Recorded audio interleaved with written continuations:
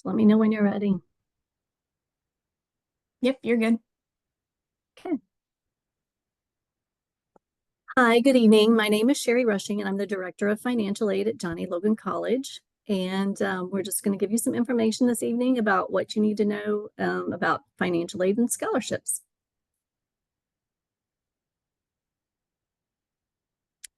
Some of the things that we will go over is what is financial aid, the free application for federal student aid, also known as the FAFSA application, special and unusual circumstances, the student aid index, which is the SAI, cost of attendance, which is referred to as the COA, and financial need, and the different categories, types, and sources of financial aid.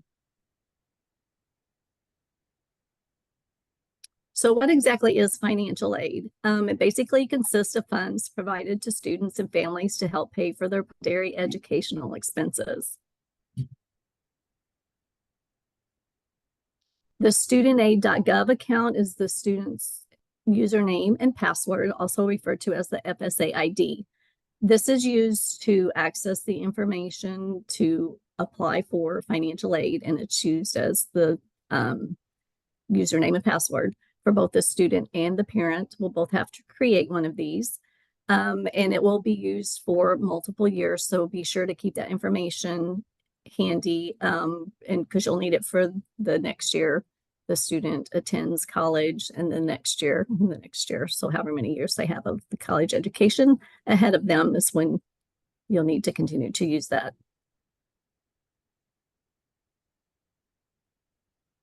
Okay, you ready for the next slide? Okay, yeah, go ahead. Okay. The free application for federal student aid, also known as the FAFSA application, basically collects all this demographic and financial information for the student to determine their eligibility. Once the information is put into the calculation, it basically spits out a number known as the student aid index, and that's what the schools use to offer students financial aid and how we determine their financial aid eligibility. This application is typically available October 1st. However, this year it's scheduled to be on or before December 1st. The exact date is to be determined, but it should hopefully be at least by the end of November. Something to just keep in mind that some colleges may set FAFSA priority dates, so you just be mindful of that. Do you all know that if after this year, will it go back to the October 1st date, or not sure really? There was something that was just submitted from the NASFA organization and some other entities at the federal level signing that it should always become available October 1st. So I don't know if they're going to plan on setting that into law or just making sure that it is done on October 1st. Okay. So when you're completing the financial aid application, all that information from the IRS is going to be pulled through the Future Act Direct Data Exchange. So it's going to pre-fill all that tax information in there for you. So that makes the application easier. You don't have to worry about what lines on your IRS tax returns that you're looking for and where to input that information on the FAFSA application. It pulls that information into the application for you. And it eliminates, you manually having to enter that income information and the accuracy of the information that's being reported.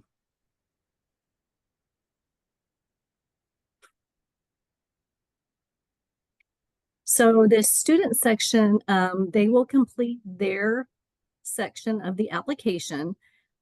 Any financial information, they can pull that in from the direct data exchange from the IRS. They can select their colleges that they want to put on there and then review any information, and then they would sign it with their FSA ID. And then how many colleges can they add at one time? They can list up to 20, I believe, unless they change the application for 2025, 26. Okay. And it's recommended if they're kind of thinking about a few different colleges or universities to go ahead and just list all of them, right?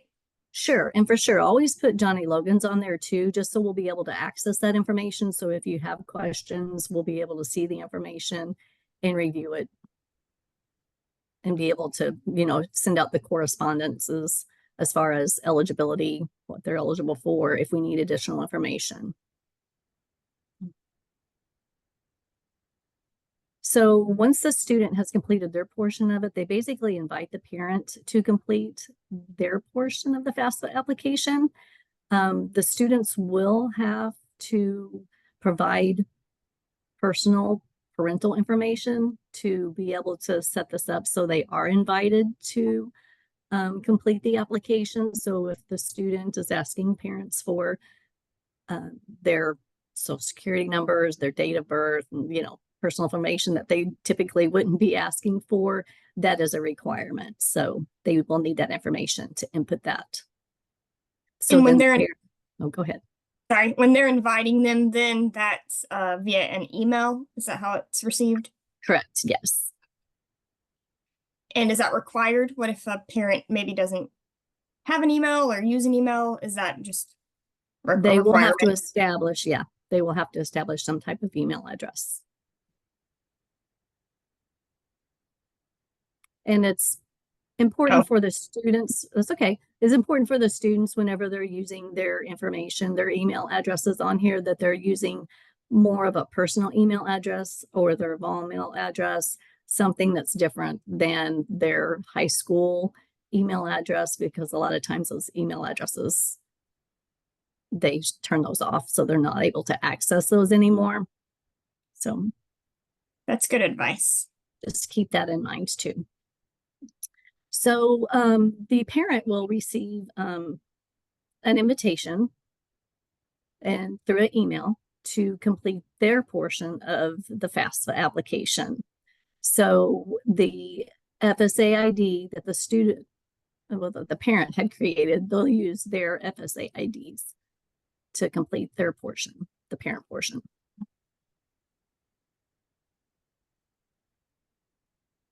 So once the parent section is completed, they can review the information, and then they can sign and submit using their FSA ID. And it will give a good indicator kind of what their estimated financial aid is going to look like once that's completed and submitted. So once the application is submitted and it's been processed, the schools will receive an institutional student information record known as the ISER. So it basically sends this information to any school that the student had put on their FAFSA application. And then we would review every application that comes in to determine if a student's eligible or if we need additional documentation, and correspond with the student via their email address to see if because there may be times where once we review it, we may have to request additional documentation from the student to be able to finalize their financial aid package.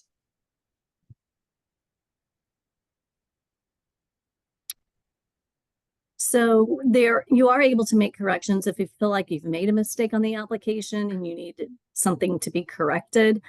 You can go back onto the application, make the correction, and submit the information, and it will reprocess a new ISER record for us. The schools are able to also make corrections. So typically, if we need to make some type of correction, we would require additional documentation or supporting documentation to make those corrections to the student's FAFSA application. So we wouldn't be able to just go in there and make any corrections that we wanted to. We would have to have some type of documentation to be able to make those.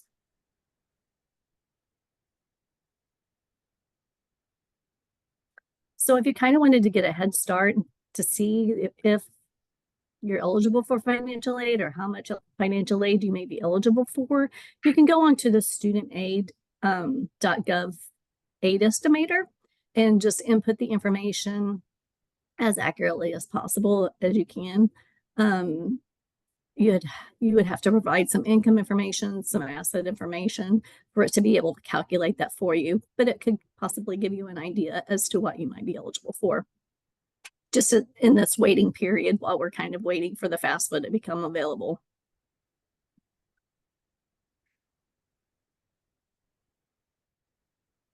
So there are special circumstances that come up, usually with the financial aid application, and the information that's reported on the financial aid application is from prior year's income.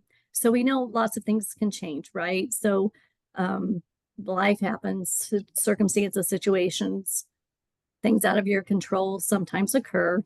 So if you have like, if the parents are divorced, if someone's lost their job or become unemployed, please bring that to the financial aid office's, attention. So, because otherwise we would have no idea and no way of knowing that those things had occurred. So you would need to bring that information to the financial aid office attention, and we can review the information with documentation and make a correction and perform a professional judgment. Basically, that's what it's called. So there are different types of financial aid. There's self-help aid, which are loans and work-study employment, and gift aid, which are scholarships and grants. So we really want to focus on getting the free aid, right? So scholarships and grants, those are the two major and important ones we want to focus on. There are work-study opportunities available on campus for students to work between their classes, before their classes, after their classes, and to earn some extra money, and just kind of get the college community. The scholarships and grants are the free money. So that, like I said earlier, that's what we want to focus on mainly. And with the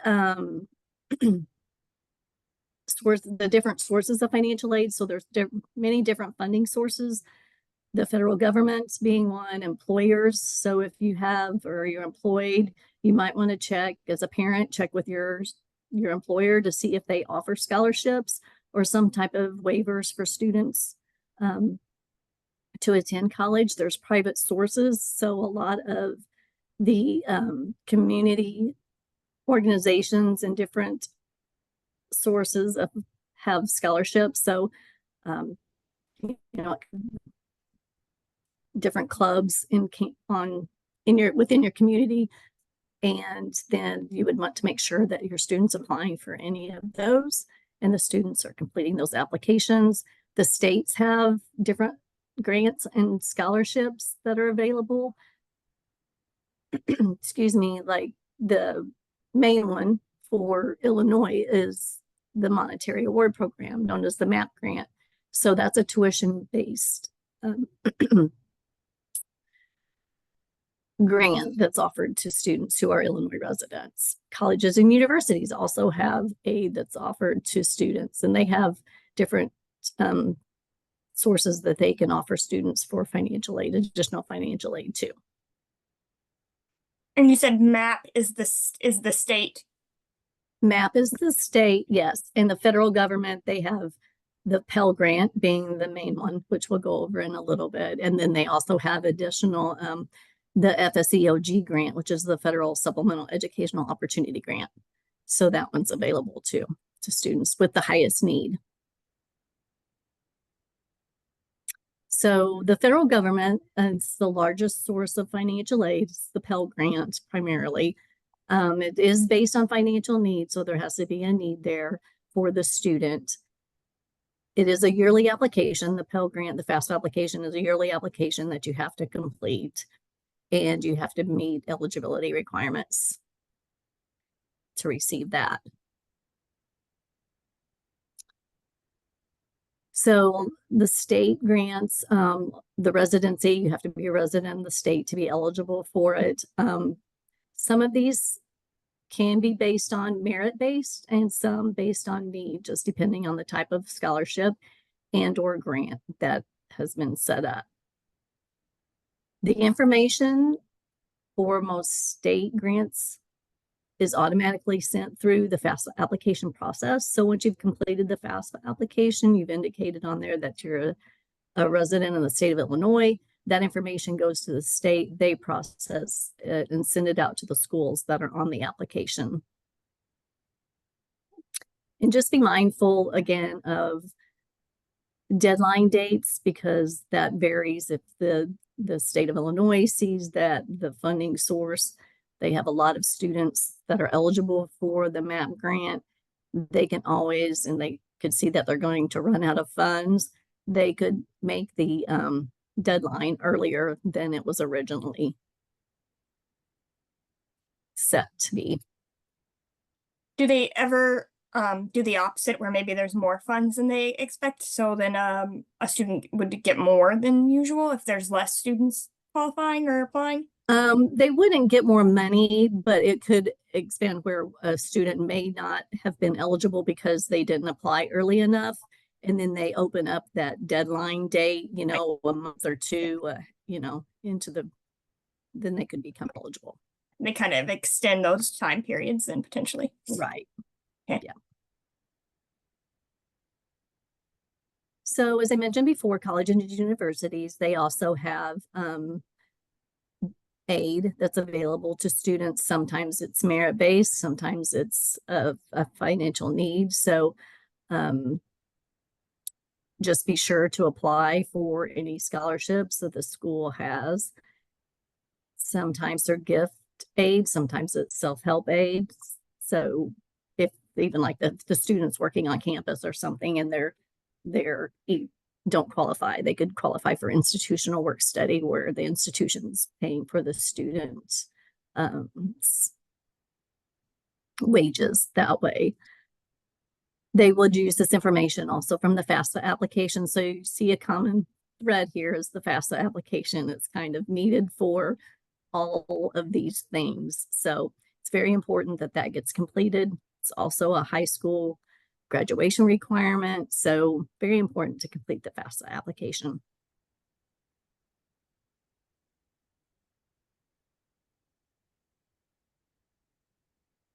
So again, employers, check with your employers to see if they may have scholarships that are available to the children of the employees. Or they may have other educational benefits from their employees. So you wouldn't know this, or they may not publicize it. So if you question it, I would just ask your employer to see if they have scholarships available. And sometimes they even have reimbursements available too if you do it, and then they reimburse you sometimes. Right. And then sometimes even the students, they could be working at a place where they have a scholarship available to them. Yeah. And the other sources are just, as I mentioned earlier, the private sources, foundation, businesses, civic organizations, churches, other charitable organizations have scholarships that are available to the students. So it's important that whenever you can apply for a scholarship, to apply for a scholarship, complete the essays if there's a requirement to that.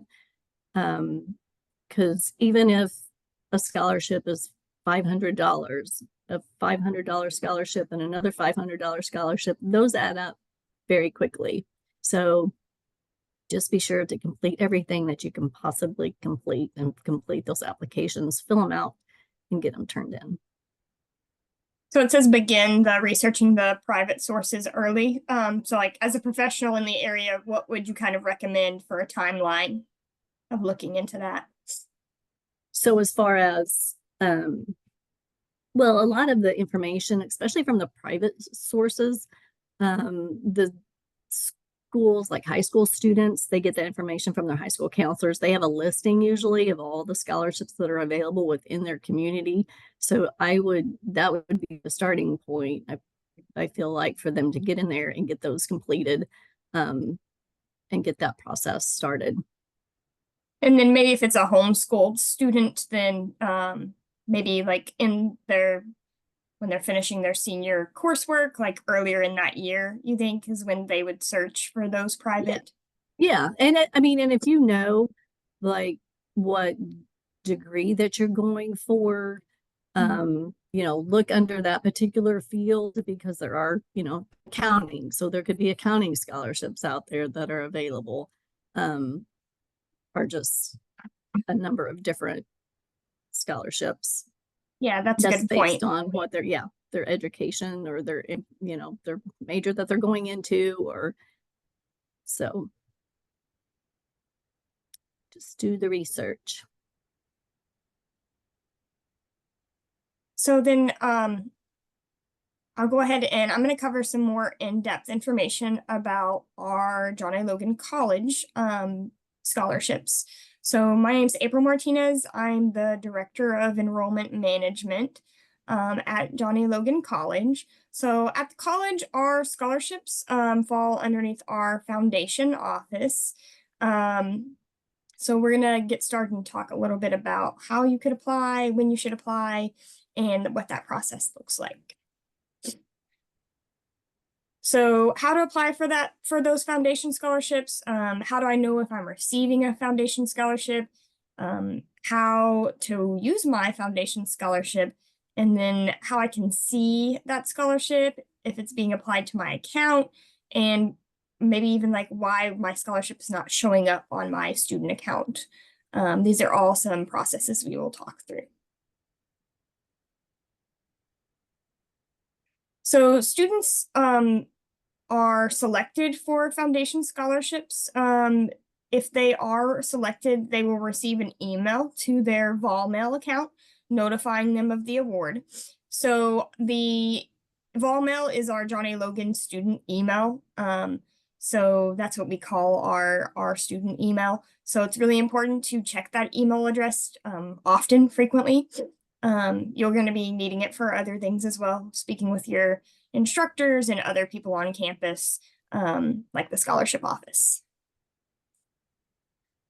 Scholarships are to be applied to students' tuition and fees, so it helps cover those tuition and fees.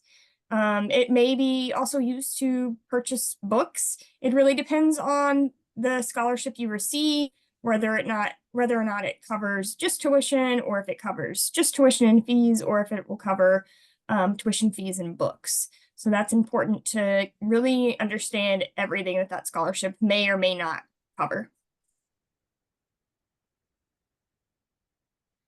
So in order to see your scholarship, to see if it's applied to your account, you can log into your My JALC, which is our student portal on campus. Most colleges and universities have some sort of a student portal. This is our version of that. And then there is a tab under students, and it says financial aid. So this is the first place a scholarship will be posted on your account.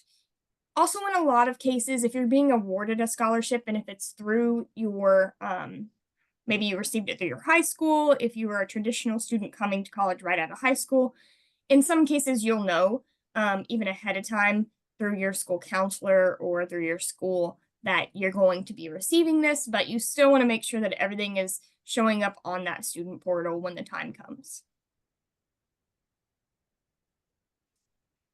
Sometimes there's reasons why that scholarship isn't showing up just quite yet on your student portal. And maybe, it's still processing. They're still inputting items on student bills, so that release hasn't been sent out just yet. Scholarships are in the process of being applied to a student's account. That can also be why. And then your student file, maybe it has not been completed by financial aid due to missing documents. I would say, and Cheri can kind of chime in on this if she would like, but I would say that's probably one of the big factors of why a student's scholarship's not showing up. They haven't maybe been checking those emails that they've been receiving from our financial aid office saying, hey, we're missing this document or we're missing that document. And until all of those documents are there and your financial aid is complete, those scholarships cannot be applied. So that's really important, even through that whole application and enrollment process at the college, that you are checking that new vol email that you have. Or if maybe you were a dual credit and early college student, that email you have follows you. So you would just keep continuing to check that one.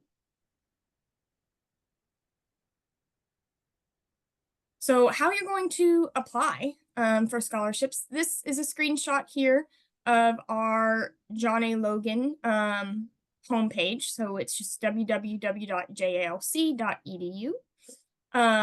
You can see there's a button here at the top that says scholarships. You will click on that tab, and then it takes you out to the actual scholarship or foundation website, which is a separate website. And at the top here, you can see that there's two options. There's two links. So for our current John A. Logan students, they choose that first option. If you are a student who is a prospective student, so you're not currently a student with us, whether you're a non-traditional age or a student coming right out of high school, or if you're a dual credit or high school student, you click that second link. So if you're, you have to have your date of graduation or have received that GED. So that's going to be really important for you to have that information. Also, keep in mind, this process is really simple. You know, everybody shops online now, so it's just like setting up an account online. Like whenever you're setting up something through a website, you set up that account first, and then you're going to log in. And this is what that looks like. So if you've never logged in before, you have to register for an account. If you have already done this before and you're a returning student and you're going to fill out the application your second year, which we recommend that you do because you can receive scholarships your second year as that sophomore status. So make sure that you go ahead and fill this out. And keep that login information somewhere handy so that you can come back and use it again. Or there's the forgot password option as well. So once you've registered, you're just like I said, it's going to be really easy. Put in your email address, your vol mail. So you do have to have a vol mail to apply for these scholarships. So what that means is you have to have already applied to the school, and you have to already be in classes, so registered for some classes, if you were a current student before it actually shows up on your account.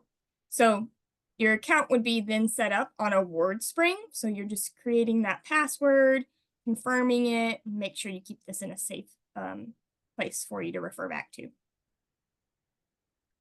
So you're going to check that box there to agree to the terms and the conditions of the use and the privacy policy. And then you're going to hit that accept agreement. And then you hit application and complete. So WordSpring, that dashboard opens up and you have those 3 access points to open the scholarship application. So application, apply, or complete. I know the term complete kind of seems like, oh, I've completed it, but you can click on that to actually start the application. You're going to need to complete all 5 sections of the scholarship. So it even shows you over here, these are the different sections. It tells you what's in progress, and then you can move on to the next section. Now, sometimes you might accidentally skip over a question or something accidentally in a section. It won't let you submit or complete that application until you have finished everything. Right. So this is kind of an example of that, where maybe something in this general information is still in process. Maybe you didn't answer something, but these other areas are completed. So it's going to tell you, you know, like if you still see in progress, that means maybe you missed something. So you can always go back to the previous step as well.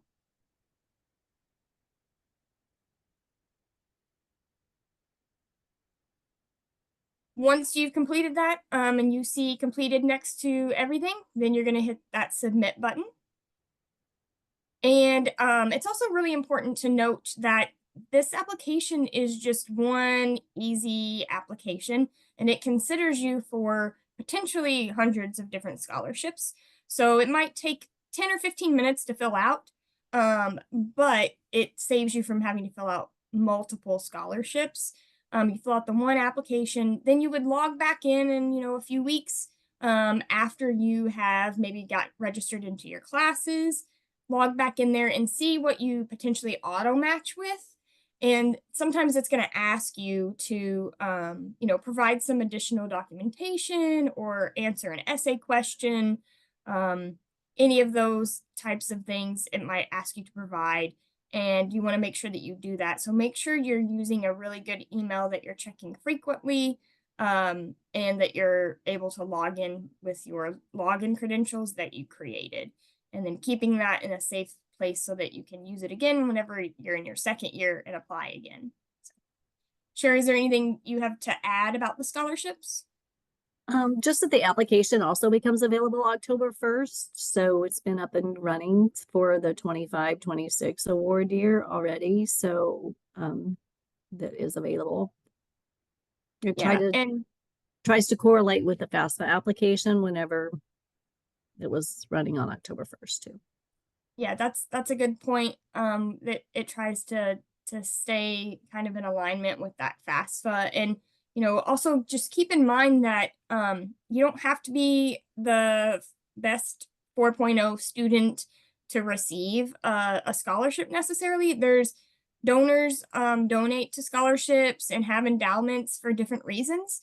So it could be that you're a certain major, or it could be that your parents work at a certain place, or maybe that you come from like a single parent household.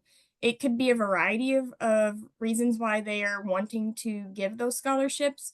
So don't underestimate that, oh, well, maybe my GPA is only a 3.2, so I'm not going to get anything because I'm not a 4.0 student. That's not really how those scholarships always work.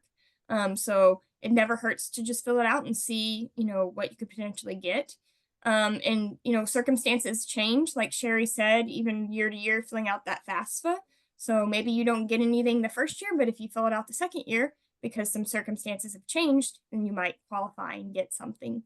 There's also, the scholarships, I mean, there is only a certain amount of money, so it can run out.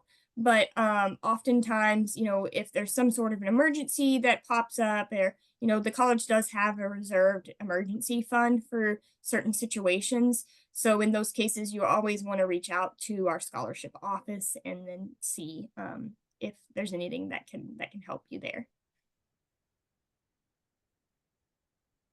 All right, Cheri, do you have anything to add about tonight, or financially? No, well, I do have one thing that I wanted to clarify, just so people are aware that the federal Pell Grant is the same. If you're eligible for it, it is the same regardless of where you go to college. So if you go to college at a higher cost school, your Pell Grant's not going to be more than it would be if you went to a lower cost school. The only difference that with the MAP grant, that is tuition based, so it would be different because at a higher cost school tuition is going to be higher, but then at a lower cost school it would be lower. So the Pell is the same regardless of where the student goes, but the MAP could fluctuate just based on it's tuition based. So I just wanted to. Yeah. Do you know approximately how many John A. Logan students, or like what percentages of our John A. Logan students receive some sort of financial aid or qualify for MAP or Pell?